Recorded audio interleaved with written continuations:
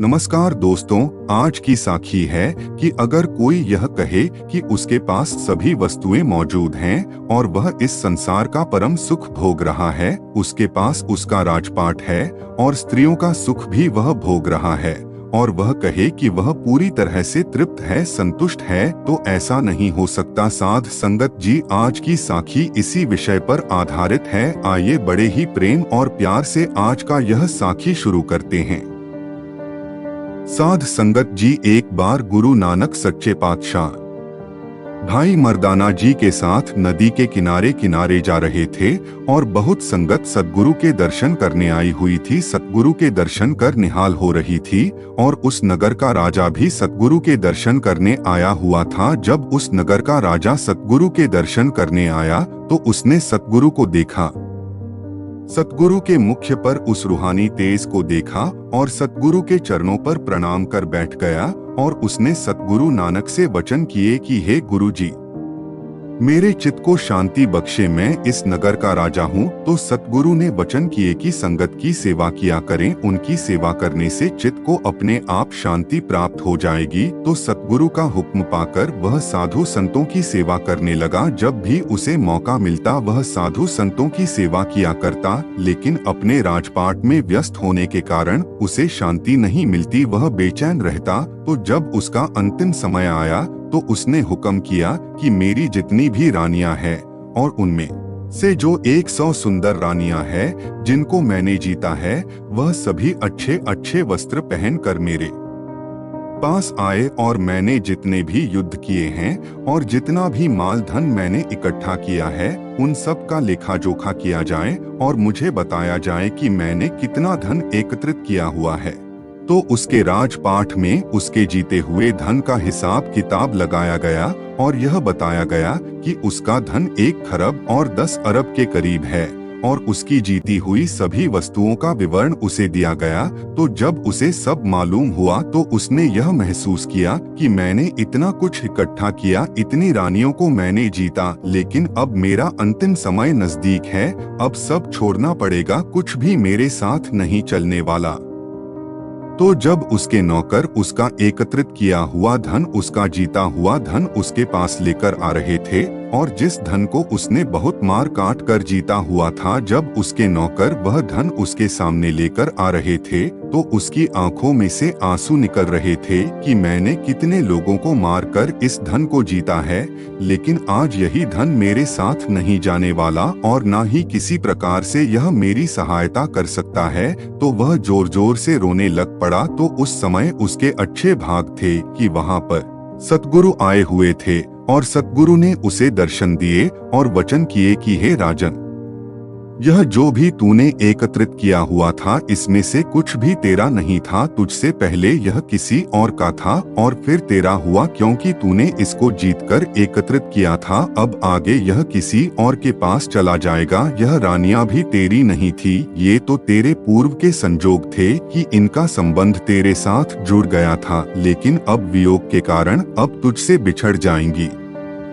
तो सतगुरु महाराज जी के ऐसे वचन सुनकर उसको उस समय शांति प्राप्त हुई और वह मुक्ति को प्राप्त हो गया। तो साध संगत जी, बिना गुरु के और गुरु के उपदेश के यह जीव अपने जीवन को व्यर्थ गवा रहा है। साध संगत की सेवा कर कर इस प्राणी को अपने आप की प्राप्ति होती है और कल्याण होता है। सतगुरु फरमाते हैं, जिसका अर्थ है कि जो कुछ परमात्मा ने करना है वह कर रहा है और यहाँ पर कुछ भी उल्टा नहीं हो रहा, उसकी मर्जी से सब हो रहा है, क्योंकि सभी कोई उसके हुक्म के अंदर है, उसके हुक्म से बाहर कोई भी नहीं है। साध संगत जी, एक बार सतगुरु के पास 2 सिख झगड़ते हुए आए और आकर सतगुरु से कहने लगे कि सतगुरु जी, हमें बताएं कि प्रारब्ध बड़ी होती है या फिर उधम बड़ा होता है। तो ये सुनकर सतगुरु ने वचन किए कि भाई, प्रारब्ध के कारण जीवन के लिए सभी सामान तैयार हो जाते हैं और उधम से प्राप्त हो जाते हैं, सो प्रारब्ध होती है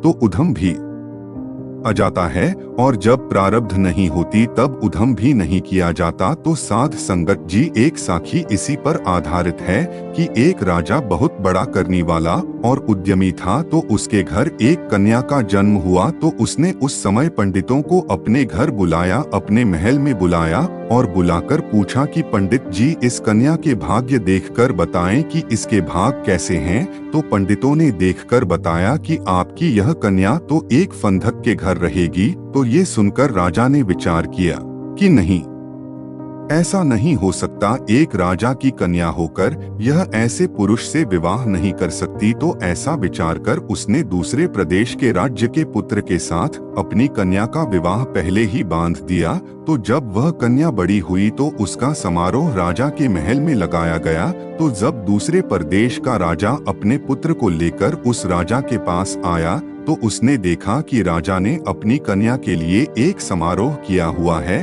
क्योंकि उसने अपनी कन्या का विवाह मेरे पुत्र से करना है और हमारे स्वागत के लिए ही उसने ऐसा किया हुआ है। तो जब राजा ने उस समारोह को शुरू करने की इजाजत दी तो उसी समय एक गनीम वहां पर आया और उसने उस कन्या के साथ विवाह करने का दावा किया। तो वहां पर सभी मौजूद थे और दूर दूर से राजा का निमंत्रण पाकर वहां पर आए हुए थे। तो राजा ने उसकी यह बात सुनकर उसको राजा के पुत्र के साथ युद्ध करने के लिए कहा और जो जीता कन्या को उसी से विवाह करने के लिए कहा। तो उनके बीच युद्ध हुआ और उस गनीम की जीत हुई। तो दूसरे प्रदेश का राजा ये देखकर बहुत गुस्से में आ गया और उसने उसके राज पर हमला कर दिया। तो राजा की रानी ने देखा कि अब हमला हो गया है तो उसने अपनी पुत्री को एक संदूक में डालकर बंद कर दिया ताकि वह जहां से सुरक्षित कहीं दूसरी जगह चली जाए ताकि उसके साथ कुछ गलत ना हो सके। तो जब सैनिकों ने संदूक को देखा तो उन्होंने पाया कि इसमें अवश्य ही राजा का कोई खजाना होगा, इसको हम रख लेते हैं और जीवन भर इसका आनंद लेंगे, हमें काम करने की कोई जरूरत नहीं पड़ेगी। तो उन्होंने उस संदूक को एक दरिया में फेंक दिया और यह सोचकर फेंका कि वह वहां से वापस उस संदूक को उठा लेंगे, लेकिन ऐसा नहीं हुआ। जैसे ही उस संदूक को दरिया में फेंका तो दरिया में मौजूद मगरमच्छ ने संदूक को टक्कर मारी और नीचे से उसको जोर से ऊपर की तरफ उछाला और वह दरिया के दूसरे किनारे पर जा गिरा। तो दूसरी ओर से एक फंदक शिकार करता हुआ आ रहा था। तो उसने उस संदूक को देखा और उसे खोला और पाया कि इसके अंदर कोई कन्या है और दया धारण कर उसने उसको उठाया और अपने घर ले गया और उसकी सेवा की और उसके साथ विवाह कर लिया। तो साध संगत जी, इस साखी से हमें यह प्रेरणा मिलती है और सतगुरु हमें यह फरमान करते हैं कि भाई यहाँ पर मनुष्य के हाथ में कुछ भी नहीं है, जो करतार करता है वही होता है। प्रारब्ध मुख्य है और उधम इसके पीछे चलने वाला है। उधम तब ही भला होता है जब प्रारब्ध होती है, बिना प्रारब्ध के उधम हानिकारक है। तो साध संगत जी, आज की साखी की यहीं पर समाप्ति होती है। साखी सुनाते हुई अनेक भूलों की क्षमा बख्शे जी।